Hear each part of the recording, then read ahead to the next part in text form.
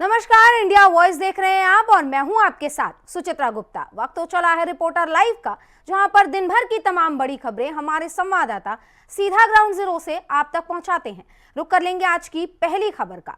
प्रधानमंत्री नरेंद्र मोदी ने दिल्ली में प्रधानमंत्री राष्ट्रीय बाल पुरस्कार के 2024 के प्राप्तकर्ताओं से मुलाकात की और उनसे बातचीत भी की। इस दौरान पीएम ने बच्चों से क्या कुछ खास बातचीत की है, विस्तार से बता रहे हैं संवाददाता कमल किशोर।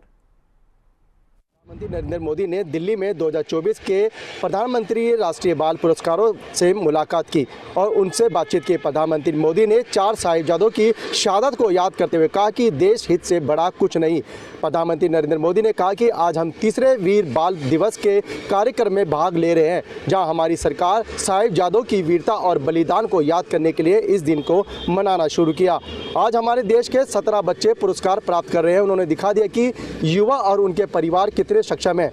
आज मैं याद करूंगा जब साहिबजादों ने अपने प्राणों की आहुति दी थी। साहिबजाद जोरवार सिंह और साहिबजादा फतेह सिंह युवा थे, लेकिन उनका साहस उनसे कहीं अधिक था। वीर बाल दिवस का यह दिन हमें सिखाता है कि चाहे कितना भी कठिन समय क्यों ना हो, देश और उसके हितों से बड़ा कुछ नहीं। साहिबजादों ने मुगल सल्तनत के हर लालच को ठुकराया, हर अत्याचार को सहा। जब उन्हें दीवार से चुनवाने का आदेश दिया गया था तो साहिबजादों ने उसे पूरी वीरता से स्वीकार किया, लेकिन आस्था के पथ से विचलित नहीं हुए। वीर बाल दिवस का यह दिन हमें सिखाता है कि चाहे कितनी भी विकट परिस्थितियां आए, देश और देश हित से बड़ा कुछ नहीं होता। देश के लिए किया गया हर काम वीरता का है। वीडियो जर्नलिस्ट के साथ मैं कमल किशोर, इंडिया वॉइस दिल्ली। लखनऊ में समाजवादी पार्टी का पीडीए चर्चा अभियान आज से शुरू हो गया, जिसमें सपा संविधान की शपथ दिलाएगी। लेकिन सवाल यह है कि यह अभियान जो होने वाला है, इसमें कौन कौन शामिल होगा और क्या कुछ खास होने वाला है इस अभियान में, विस्तार से बता रहे हैं सहयोगी मोहम्मद आसिफ। पार्टी ने 27 के रण में परचम लहराने के लिए राजनीतिक स्टाइल में बड़ा बदलाव किया है। आज से समाजवादी पार्टी पीडीए महाअभियान चलाएगी, जिसमें बाबा साहेब के विचारों को जन तक पहुंचाने का काम सपाई करेंगे। दरअसल समाजवादी पार्टी ने उपचुनाव में नतीजे पक्ष में नहीं आने के बाद पीडीए फार्मूले में कुछ बदलाव किया है। आज यानी कि 26 दिसंबर से 25 जनवरी तक समाजवादी पार्टी पीडीए अभियान चलाएगी और 403 विधानसभा क्षेत्रों में समाजवादी पार्टी के कार्यकर्ता और नेता पीडीए अभियान चलाकर बाबा साहेब के विचारों को जन तक पहुंचाएंगे और साथ ही साथ यह बताने की कोशिश करेंगे कि समाजवादी पार्टी आरक्षण और संविधान बचाने के लिए लड़ाई लड़ रही है। साथ ही साथ दलित महापुरुषों को लेकर भी समाजवादी पार्टी एक एयर बनाएगी और यह बताने की कोशिश करेगी कि समाजवादी पार्टी दलित महापुरुषों और संतों का सम्मान करती है।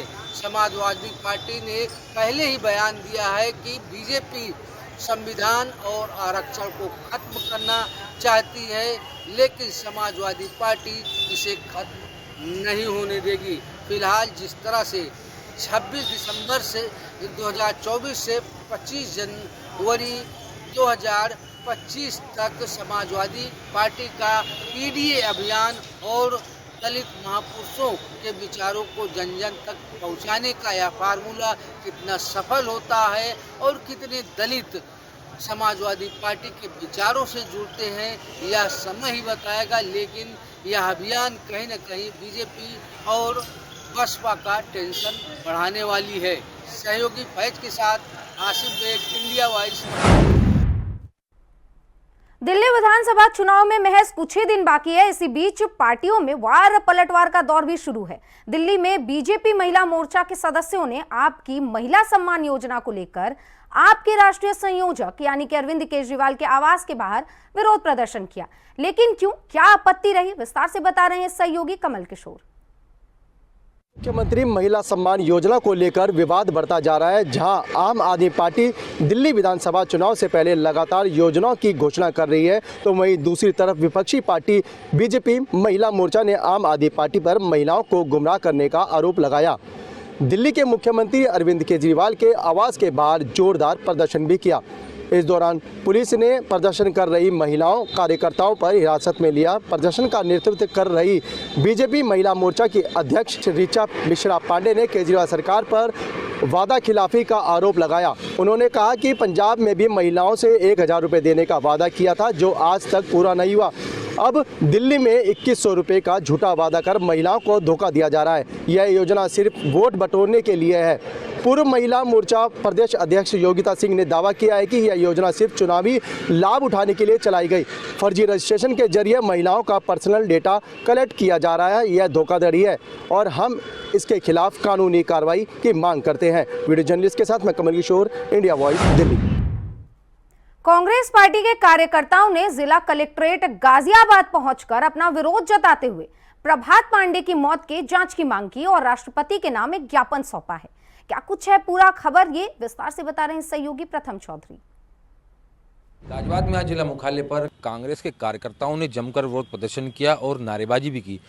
उनका कहना है कि विधानसभा घेराव के दौरान प्रभात पांडे की मृत्यु की निष्पक्ष जांच हो। उन्होंने जिलाधिकारी के माध्यम से राष्ट्रपति के नाम एक ज्ञापन भी सौंपा, जिसमें उन्होंने प्रभात पांडे की मृत्यु की निष्पक्ष जांच की मांग की है। कांग्रेस कार्यकर्ताओं ने चेतावनी दी है कि अगर उनकी मांगे जल्द से जल्द पूरी नहीं होगी तो आंदोलन और उग्र होगा। मैं प्रथम चौधरी, इंडिया वॉइस, गाजियाबाद। वहीं सुल्तानपुर में भी विधानसभा घेराव के दौरान कांग्रेस पार्टी के युवा कार्यकर्ता प्रभात पांडे की मौत के मामले में कलेक्ट्रेट पर कांग्रेस के युवा कार्यकर्ताओं ने धरना दिया। आपको बता दें, घेराव के बाद उन्होंने सरकार से एक खास मांग भी की है। क्या कुछ कहा है युवा कांग्रेस ने, विस्तार से बता रहे हैं सहयोगी शैलेश श्रीवास्तव। मंदिर तोड़कर चक्रोट निकालने को लेकर जमकर हंगामा हुआ, जिसके उपरांत मौके पर पहुंचे समाजवादी पार्टी के नेता अज्जू इशाक के द्वारा इस प्रकरण में संज्ञान लेने के बाद मंदिर को तोड़ने का कार्य रुकवा दिया गया। दरअसल आपको बता दें कि पूरा मामला अलीगढ़ के थाना गांधी पार्क के इलाके के जोरावर नगर का है, जहां खेतों में चक्रोट निकालने को लेकर बीच में आए मंदिर को तोड़ने का कार्य किया जा रहा था। इसी दौरान वहीं बलिया चित्तबड़ा गांव थाना क्षेत्र के रामपुर चिट में लगी समाजवादी पार्टी के वरिष्ठ नेता और पूर्व मंत्री स्वर्गीय शारदानंद अंचल की प्रतिमा को किसी अराजक तत्व ने तोड़ दिया, जिसके बाद जमकर हंगामा हुआ। क्या कुछ हुआ है, विस्तार से बता रहे हैं सहयोगी करुणेश पांडे। थाना चित्तबड़ा गांव क्षेत्र अंतर्गत रामपुर चिट में समाजवादी पार्टी के वरिष्ठ नेता स्वर्गीय शारदानंद अंचल की मूर्ति लगी हुई है, जहां पर उस मूर्ति को अराजक तत्वों द्वारा क्षतिग्रस्त कर दिया गया, जिसको लेकर के समाजवादी पार्टी में अगर देखा जाए तो उनमें उबाल देखने को मिला, आक्रोश देखने को मिला। वहीं समाजवादी पार्टी के सभी नेता मिलकर के थाना चित्तबड़ा गांव पहुंचे। वहां पे अज्ञात लोगों के खिलाफ जो है मुकदमा पंजीकृत कराया और वहां से सीधे वो जिला कार्यालय पहुंचे, जिला अधिकारी से मिले और जिला अधिकारी से मिल करके उन्होंने मांग किया कि इस तरह के जो घटना के कृत्य करने वाले हैं उनको 3 दिन के अंदर कि अगर प्रशासन इसको अगर पर्दाफाश नहीं करती है तो समाजवादी पार्टी इसको लेकर के एक बड़ा आंदोलन करेगी। वहीं मैं बता दूं कि जो जिलाधिकारी से मिलने पहुंचे थे उसमें बलिया के सांसद, सलेमपुर के सांसद, फेफना विधानसभा के विधायक, सारे जो समाजवादी पार्टी के वरिष्ठ नेता है वो मौके पर पहुंचे थे। जो पूर्व मंत्री अमिका चौधरी थे, वो जितने भी समाजवादी पार्टी के बलिया के वरिष्ठ नेता हैं सभी लोग पहुंचे और उनका सभी का एक ही मांग था कि इस तरह की जो घृणित कार्य किया गया है इसको प्रशासन जल्द से जल्द इसका पर्दाफाश करे, नहीं तो समाजवादी पार्टी इसके लिए एक बड़ा आंदोलन करेगी। वहीं पर जो बलिया के सांसद हैं सनातन पांडे ने वो कहा कि सामंतवादियों की सरकार है और ये सरकार जब होती है शासन में सत्ता में होती है तो ये जो है नौजवान, अल्पसंख्यक और इस तरह के लोगों को अपमान करती है।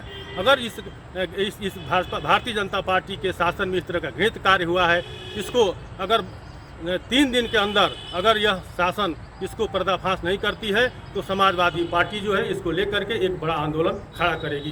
करुणेश पांडे, इंडिया वॉइस के लिए बलिया। आगरा पुलिस कमिश्नर जे रविंद्र गौड़ ने एक खास ऑपरेशन चलाया, जिससे ऑपरेशन को कन्विक्शन नाम दिया गया है। जी हां, ऑपरेशन का नाम है ऑपरेशन कन्विक्शन। लेकिन इस ऑपरेशन कन्विक्शन में क्या कुछ खास है और क्या इसके तहत किया जाएगा कमिश्नर के द्वारा, विस्तार से बता रहे हैं सहयोगी जिशान अहमद। अपराधियों को सजा दिलाने में, पीड़ितों को न्याय दिलाने में व अपराध की रोकथाम के लिए समूचे उत्तर प्रदेश में आगरा कमिश्नरेट पुलिस टॉप पर रही। दरअसल आपको बता दें कि आगरा कमिश्नरेट में आज लीगल वॉरियर सम्मान समारोह का आयोजन किया गया, जिसमें एडीजी अनुपम कुलश्रेष्ठ मुख्य अतिथि रहीं, जिसमें डीसीपी सिटी सूरज राय ने बताया कि इस वर्ष की तरह अगले वर्ष भी पुलिस इससे बेहतर प्रदर्शन करेगी। वहीं अपराध की रोकथाम के लिए और अपराधियों को सजा दिलाने में इससे बेहतर प्रदर्शन किया जाएगा। अपने सहयोगी उमर के साथ जीशान अहमद, इंडिया वॉइस, आगरा। उत्तराखंड निकाय चुनाव अब बेहद करीब है और इसे लेकर बीजेपी प्रदेश की जो चुनाव संचालन समिति है लगातार प्रत्याशियों के नाम को लेकर बैठकें कर रही है, लेकिन जल्द ही प्रत्याशियों के जो नाम हैं वो घोषित कर दिए जाएंगे और इसे लेकर आज बीजेपी ने एक बड़ा दावा भी कर दिया है। क्या कुछ इस मामले पर खास रहा है, विस्तार से बता रहे हैं सहयोगी अभय कैंतुरा। का ऐलान होने के साथ ही बीजेपी में बैठकों का दौर भी जारी है। बीजेपी में लगातार हो रही बैठकों में प्रत्याशियों के पैनल को लेकर चर्चा चल रही है। पिछले 3 दिन से लगातार बीजेपी में बैठकें चल रही है। प्रत्याशियों के नामों के पैनल को लेकर मंथन हो रहा है। इस समय पार्टी के मुख्यालयों में कह सकते हैं कि लगातार सभी लोग यहाँ पर मौजूद हैं। जो संभावित प्रत्याशी हैं वो यहाँ पर आए हुए हैं अपने लिए निगरान है। बीजेपी भी कह सकते हैं कि इन सब चीजों को लेकर मंथन यहाँ पर कर रही है। जिस प्रकार से बीजेपी के नेता यहाँ पर जुटे हुए, ऐसे में उम्मीद की जा सकती है अगले 24 से 48 घंटे के भीतर बीजेपी प्रत्याशियों के नामों का ऐलान यहाँ पर कर सकते हैं। संभावना इसी बात को लेकर है। लगातार जो बैठकें चल रही है वो इन सब चीजों को लेकर भी यहाँ पर हो रही है। गढ़वाल और कुमाऊं दोनों मंडलों में निकायों को लेकर जो संभावित पैनल थे वो बनाए जा चुके हैं। अब ऐसे में सिर्फ अंतिम मोहर लगना बाकी है। दिल्ली दरबार से मेयर के जो प्रत्याशी होंगे उनको लेकर यहाँ पर कसरत होगी, यानी उनके नामों का जो घोषणा होगी वो दिल्ली दरबार से होगी। लेकिन बाकी जो निकाय है, चाहे पालिका अध्यक्ष हो, नगर पंचायत अध्यक्ष हो, उन सब चीजों को लेकर ऐलान नहीं होना। तो ऐसे में उम्मीद ही है और लगातार अब देखना यही है जो प्रत्याशी वो भी इंतजार की बातें करें और जल्द ही बीजेपी नामों की घोषणा यहाँ पर कर सकती है। कैमरामैन लखनऊ में पुलिस और लुटेरे बदमाशों के साथ मुठभेड़ हो गई, जिसमें एक बदमाश घायल हो गया। लेकिन कैसे ये बदमाश पुलिस के हत्थे चढ़ा है, विस्तार से बता रहे हैं सहयोगी मोहम्मद आसिफ। लखनऊ का अपराधियों के खिलाफ एक्शन लगातार जारी है।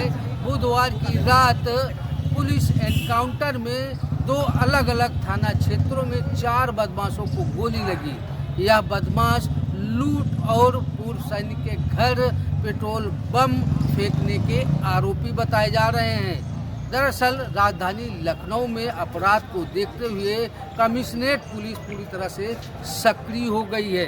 कमिश्नरेट पुलिस की बदमाशों के साथ लगातार मुठभेड़ भी हो रही है। बैंक में चोरी के इनकाउंटर के बाद बुधवार की रात कृष्णानगर पुलिस की 2 बदमाशों की मुठभेड़ हुई। बदमाश आकाश गौतम और शमीम के पैर में गोली लगी, उन्हें गिरफ्तार किया गया। इन 2 बदमाशों ने पूर्व सैनिक के घर में पेट्रोल बम फेंके थे और फायरिंग कर दहशत फैलाई थी। दूसरा इनकाउंटर गोमती नगर में हुआ। यहाँ पर अमन सिंह और वीर सिंह ने चेन लूट की वारदात को अंजाम दिया था। वारदात को अंजाम देने के बाद बदमाश फरार हो गए थे।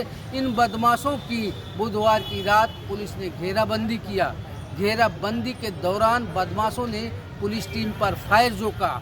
बचाव में गोमती नगर पुलिस ने इन दोनों बदमाशों पर फायर किया, जिसमें दोनों बदमाश के पैर में गोली लगी। इनके पास से अवैध असलहे और कारतूस भी बरामद हुए हैं। हालांकि जिस तरह से बदमाशों के हौसले इतने बुलंद होते जा रहे हैं कि वह पुलिस टीम पर भी फायर झोंक रहे हैं, ऐसे में पुलिस की जान भी कहीं न कहीं जोखिम में पड़ जाती है।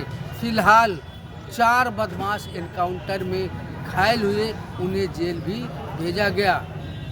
सहयोगी फैज के साथ आसिफ बेग, इंडिया वॉइस। यहाँ रुकेंगे एक छोटे से ब्रेक के लिए, जल्द लौटते हैं।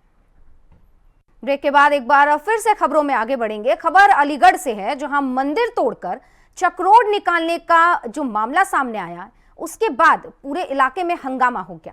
क्या कुछ है ये पूरी खबर, विस्तार से बता रहे हैं सहयोगी मोहम्मद शाहनवाज। तोड़कर चक्रोट निकालने को लेकर जमकर हंगामा हुआ, जिसके उपरांत मौके पर पहुंचे समाजवादी पार्टी के नेता अज्जू इसाक के द्वारा इस प्रकरण में संज्ञान लेने के बाद मंदिर को तोड़ने का कार्य रुकवा दिया गया।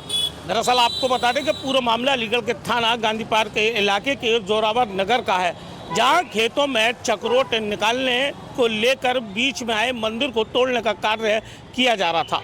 इसी दौरान जो खेत स्वामी है उसके द्वारा समाजवादी पार्टी के यानी सपा के नेता अज्जू इसाक को जानकारी दी गई, जिसके उपरांत अज्जू इसाक अपनी टीम के साथ मौके पर पहुंचे और पूरे मामले में प्रशासन और क्षेत्रीय पुलिस को जानकारी दी, जिसके उपरांत प्रशासनिक टीम और मौके पर क्षेत्रीय पुलिस पहुंचने के उपरांत मंदिर को तोड़ने का कार्य रुकवा दिया गया। इधर पूरे मामले में बताते चलें कि अज्जू इसाक के द्वारा बताया गया है कि किसानों के साथ लगातार भाजपा के नेताओं के द्वारा और कहीं ना कहीं उनका आरोप है कि प्रशासन के द्वारा इनको प्रताड़ित करने का कार्य किया जा रहा है। नक्शा पास होने के बावजूद भी उस स्थान से अलग स्थान पर चक्रोट निकालने का कार्य किया जाता है और इस चक्रोट पर जब मंदिर आ जाता है तो मंदिर को तोड़ने का कार्य किया जाता है। वहीं अज्जू इसाक यानी सपा नेता का कहना है कि लगातार हिंदूवादी और कहीं ना कहीं भाजपा के इशारे पर नए नए मंदिरों को ढूंढने का कार्य किया जा रहा है। अलीगढ़ से मोहम्मद शाहनवाज, इंडिया वॉइस। वाराणसी के एक होटल से धर्म और आस्था के साथ खिलवाड़ करने का एक मामला सामने आया, जहां पर अगर आप वेज खाना ऑर्डर करेंगे तो आपको नॉनवेज परोसा जाएगा। उसके बाद क्या कुछ हुआ है, विस्तार से बताने हैं सहयोगी धर्मेंद्र पांडे। के साथ खिलवाड़ किया जा रहा है। वाराणसी के शिवपुर क्षेत्र में एक होटल में मामला तब खुला जब वहां पर खाना खाने पहुंचे कुछ लोगों के द्वारा पनीर के ऑर्डर करने पर पनीर के जगह पे चिकन का टुकड़ा पाया गया। चिकन के टुकड़ा पाए जाने पर खाने वालों ने इस मामले में जो है हड़कंप मचाया और हड़कंप मचाने के बाद उस मामले को उठाया तो उक्त मैनेजर ने उस मामले में आकर के माफ़ी मांगी है। वर्तमान में वाराणसी में यह होटल सपा के एक नेता ओपी सिंह का बताया जाता है, जिसमें इस मामले में सामने आए हैं। मामला सामने आने के बाद मैनेजर ने इस बात पे माफ़ी मांगी है। वही 8 लोगों के द्वारा जो खाना खाने पहुंचे तमाम ग्राहकों ने इस मामले को उठाया है और कहा है कि धर्म और आस्था के साथ खिलवाड़ की जा रही है। सनातन की नगरी काशी कही जाती है। एक और जहां महाकुंभ लग रहा है, महाकुंभ के मद्देनजर करोड़ों की संख्या में श्रद्धालु काशी पहुंचेंगे और इस तरह के होटलों में इस तरह की बातें सामने आना सनातन धर्म को अपमान करने के बराबर है। तमाम लोगों ने यह कहा है कि इस मामले में जांच होनी चाहिए। वाराणसी के तमाम ऐसे होटल जो खाने वाले होटल हैं उनको भी जांच करनी चाहिए ताकि ऐसी दोबारा ऐसी घटना न हो। हालांकि इस मामले में अब तक प्रशासन की तरफ से कोई कार्रवाई नहीं की गई है, न ही किसी तरह की तहरीर दी गई है। मामला अभी सुलह समझौते की ओर चल रहा है। इस मामले को लेकर अभी तक कोई तहरीर नहीं दी गई है, लेकिन सनातन को आस्था के साथ खिलवाड़ की बात की जा रही है। वहीं प्रशासन ने इस बात को लेकर कहा है कि मामला गंभीर है, इस मामले की जांच की जाएगी। वाराणसी से धर्मेंद्र पांडे, इंडिया। उत्तराखंड में जैसे जैसे सर्दी का कहर बढ़ता हुआ नजर आ रहा है, वैसे वैसे नगर निगम भी अपनी कमर कसता हुआ नजर आ रहा है। सीएम ने ठंड को लेकर निर्देश तो जारी किए हैं, साथ ही तमाम अधिकारी भी व्यवस्थाओं में लगे हुए हैं। खबर पर विस्तार से जानकारी दे रहे हैं सहयोगी धनराज गर्ग।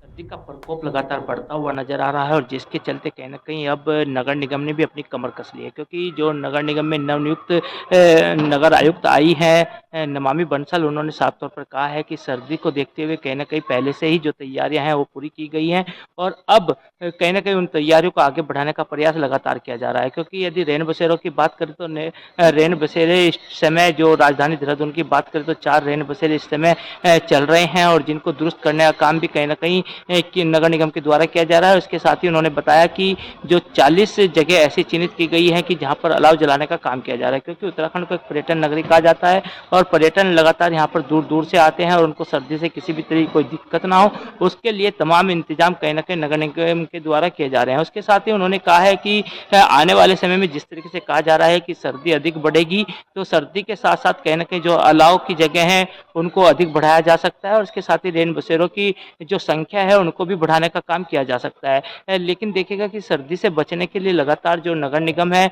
वो कार्य कर रहा है और जो व्यवस्था है उनको दुरुस्त करने का काम कर रहा है। वहीं नमामि बंसल ने साफ तौर पर ये भी कहा है कि किसी भी व्यक्ति को सर्दी से कोई दिक्कत ना हो, चाहे वो सड़क किनारे रहने वाले असहाय लोग हों या फिर पर्यटक हों, किसी को भी किसी तरह की कोई दिक्कत उत्तराखंड के अंदर नहीं होने दी जाएगी। India Voice Dhanraj Garg, Dehradun. झांसी में मूंगफली क्रय केंद्रों पर किसानों की जो मूंगफली है वो नहीं ली जा रही है, लेकिन क्यों, क्या वजह है कि किसानों को वापस लौटाया जा रहा है? खबर पर ज्यादा जानकारी दे रहे हैं सहयोगी शेख गुल मोहम्मद। अधिकारी कार्यालय पर आज दर्जनों किसान अपने ट्रैक्टरों में मूंगफली लेकर पहुंचे। किसानों का आरोप है कि मूंगफली क्रय केंद्रों पर उनके द्वारा मूंगफली नहीं खरीदी जा रही है, वहीं उनके सैंपल को भी खराब बताया जा रहा है। वहीं कुछ किसानों ने आरोप लगाते हुए बताया कि वहां पर उनसे 1500 रुपए की एवज वसूली की जा रही है, अगर पैसे नहीं दिए जाएंगे तो उनकी मूंगफली खरीदी ली जाएगी, जिसको लेकर आज काफी किसान जिलाधिकारी कार्यालय पर पहुंचे, जहां पर उन्होंने बैठ के धरना प्रदर्शन भी दिया। वही जानकारी मिलते ही कांग्रेस के पूर्व केंद्रीय मंत्री प्रदीप जैन आदित्य भी मौके पर पहुंचे और अधिकारियों से बात की। जब अधिकारियों द्वारा आश्वासन दिया गया तब जाकर किसान धरने से उठे। झांसी से इंडिया वॉइस के लिए शेख गुल मोहम्मद। रुक करेंगे अगली खबर की ओर। खबर कानपुर से है, जहां इंडिया वॉइस चैनल की खबर का एक बड़ा असर देखने को मिला है। आपको बता दें कि इंडिया वॉइस ने प्रमुखता के साथ खबर दिखाई और उसके बाद प्रशासन कार्रवाई करने पर मजबूर हो गया। क्या है पूरा मामला, विस्तार से बता रहे हैं सहयोगी Mukesh Gautam. India voice news channel ने एक खबर को प्रमुखता से प्रकाशित की थी। आपको बता दें कि कानपुर के हनुमंत विहार थाना क्षेत्र के अर्रा में जो सब्जी मंडी लगवाई जाती है, उस सब्जी मंडी के ऊपर देख सकते हैं कि हाई टेंशन लाइन वहां पर पूरी बिछी हुई है। कभी भी अगर कोई भी हादसा होता है तो करीब 1000 लोगों की जानें जा सकती है। उस वीडियो में साफ तरीके से ये भी देखा जा सकता है कि वहाँ के जो दबंग है, जो सब्जी मंडी को अगर लगवाते हैं, वो ई रिक्शे वाले, फल वाले, सब्जी मंडी वहाँ पर किस तरह से वसूली कर रहे हैं। इसी को संज्ञान में लेते हुए नौबस्ता एसीपी मंजय सिंह ने मामले को गहनता से लिया है और जांच के आदेश दिए हैं। उन्होंने बताया है कि अगर कोई भी इसमें दोषी पाया जाता है तो उसके खिलाफ सख्त से सख्त कार्रवाई की जाएगी। कानपुर से Mukesh Gautam, India voice. Jhansi railway station के आउटर पर एक मालगाड़ी पटरी से उतर गई और एक बड़ा हादसा हो गया। क्या कुछ रहा इस खबर में, क्योंकि इसके बाद कोई नुकसान हुआ है या नहीं, विस्तार से बता रहे हैं सहयोगी शेख गुल मोहम्मद। झांसी में आज सुबह करीबन 7:30 पौने 8 बजे एक मालगाड़ी जो कि गाड़ी के अंदर लग्जरी कार भरकर जा रही थी, जैसे ही वो झांसी स्टेशन से निकलती है तो वो ड्रिप हो जाती है, जिसके चलते मालगाड़ी बीच में 2 हिस्सों में बढ़ जाती है। जिसके बाद आनन फानन में डीआरएम और सभी आला अधिकारी मौके पर पहुंचते हैं। करीबन 2 से 2.5 घंटे की मेहनत के बाद गाड़ी का ड्रिल सही कर उसको आगे रूट पर चलाया जाता है, जिसको लेकर झांसी स्टेशन पर गतिमान एक्सप्रेस, वंदे भारत जैसी और शताब्दी एक्सप्रेस ट्रेनें भी कई घंटे लेट रही। झांसी से इंडिया वॉइस के लिए शेख गुल मोहम्मद। खबर वाराणसी से है, जहां पुलिस को एक बड़ी कामयाबी हाथ लगी और पुलिस ने एक हत्यारे को गिरफ्तार कर लिया है। लेकिन कैसे, विस्तार से बता रहे हैं सहयोगी धर्मेंद्र पांडे।